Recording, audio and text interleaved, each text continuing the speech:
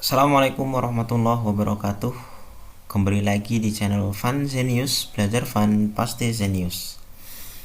Oke teman-teman, untuk kali ini kita akan belajar mapel fisika di bab resultan dua vektor. Untuk kali ini kita akan membahas contoh-contoh soal-soal seperti apa aja sih yang akan dibahas di vektor. Nah, berikut akan kami bagi contoh-contoh soal dan pembahasannya. Langsung di soal nomor 1. Perhatikan gambar penjumlahan vektor berikut. Yang merupakan A plus B sama dengan C adalah, nah, di sini kita pilih dari option pilihan gambar mana yang menunjukkan vektor A plus B sama dengan C gitu ya. Kalau yang option A, kita lihat di sini panahnya adalah B plus C sama dengan A. Gitu ya. B plus C sama dengan A. Oke. Kemudian yang B ini C plus A. Jadi vektor C plus A sama dengan B. Gitu ya. Kemudian kalau yang option C ada A plus C sama dengan B. Gitu. Kemudian yang option D ini kembali ke titik awal berputar, berarti ini A plus B sama dengan min C gitu ya.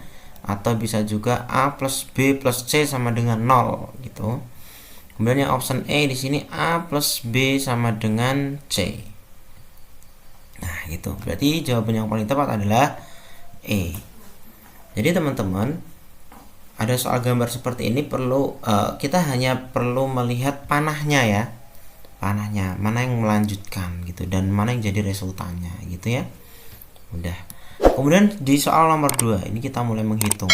Dua buah vektor A 4 satuan dan B 6 satuan. Kedua vektor membentuk sudut 60 derajat satu dengan yang lain. Nilai dari A plus B sama dengan titik-titik satuan. Untuk vektor seperti ini, kita langsung saja masukkan persamaan vektor, resultan vektor, di mana ada resultan dikuadratkan sama dengan A kuadrat. A ini adalah vektor 1 plus B kuadrat, B ini vektor yang kedua, plus 2AB, 2 kali vektor A kali vektor B, cos theta. Cos theta, theta ini adalah besarnya sudut yang mengapit antar dua vektor gitu. Jadi arahnya itu seperti apa gitu. Di sini arahnya 60 derajat. Kita masukkan ya.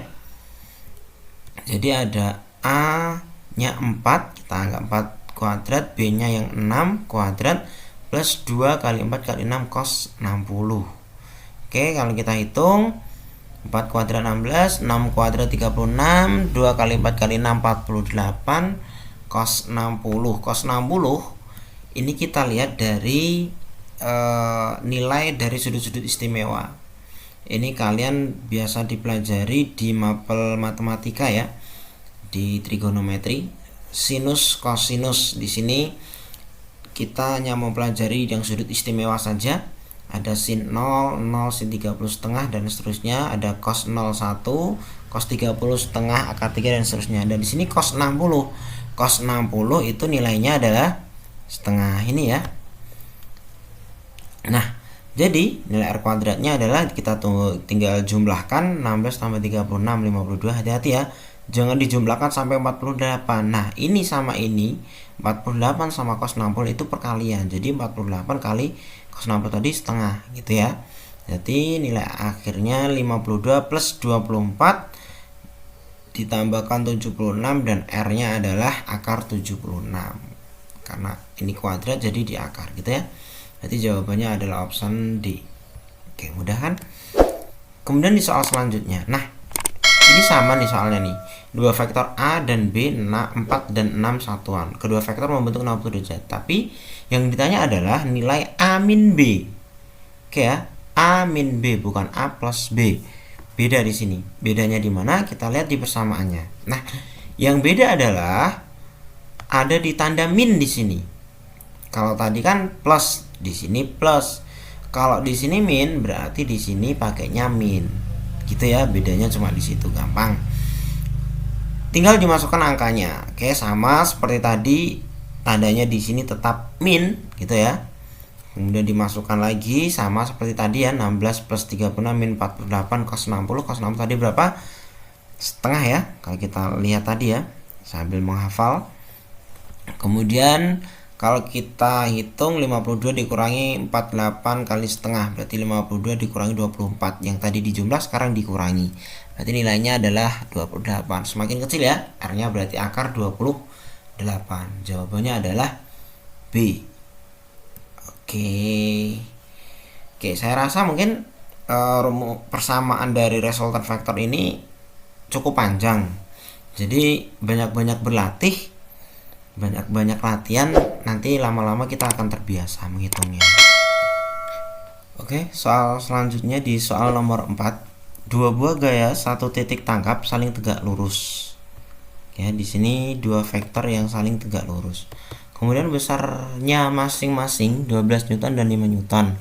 Besar resultan vektor kedua gaya tersebut adalah, langsung saja kita masukkan ke persamaannya sambil kita menghafal persamaan resultan kedua vektor ya. Di sini A kuadrat plus B kuadrat plus 2AB cos theta. Nah, perlu diingat nih teman-teman, kalau di soal hanya mengatakan kalimat besar resultan vektor, jadi pasti itu ditulisnya adalah plus gitu ya. Oke, kalau selisih dua vektor itu bisa ditulisnya min gitu. Nah, langsung kita masukkan angkanya. Ada A-nya 12 Newton, B-nya 5 Newton. Ini kita bolak-balik sama aja nanti hasilnya. Kemudian plus 2 kali 12 kali 5 cos 90. Oke. 90 ini dapat dari mana? Nah, kita lihat di sini kalimat yang pertama, dua buah gaya ya satu titik tangkap saling tegak lurus. Oke. Langsung kita hitung 12 kuadrat 144, 5 kuadrat 25, 2 kali 12 kali 5 120 cos 90. Nah, cos 90 ini berapa? Kalau kita lihat di sini di tabelnya cos 90 itu 0 ya. 0 berarti nanti kita masukkan 0. 144 tambah 25 169, 120 plus 120 kali cos 90 0. Nah, kali 0 berarti 0 ya. Berarti tinggal 169. Jadi R-nya adalah akar 169 sama dengan 13. Oke, jawabannya adalah D. Nah, perlu di-note di sini ada rumus praktisnya. Jika sudut tegak lurus atau 90 derajat, langsung saja gunakan rumus Pythagoras. Nah, kalian pasti sudah dapat ini di SMP ya, matematika SMP kelas 8. Rumus Pythagoras itu yang biasanya R kuadrat sama dengan A kuadrat plus B kuadrat. Kalau di segitiga biasanya kalian yang dihafal C kuadrat sama dengan A kuadrat plus B kuadrat gitu ya. Nah, itu. Jadi kalau cos 90 itu kan 0. Jadi otomatis angka berapapun di sini akan hilang. Oke, untuk video kali ini sekian dulu. Selamat belajar dan silakan menyaksikan video selanjutnya di vektor di resultan 3 vektor. Terima kasih.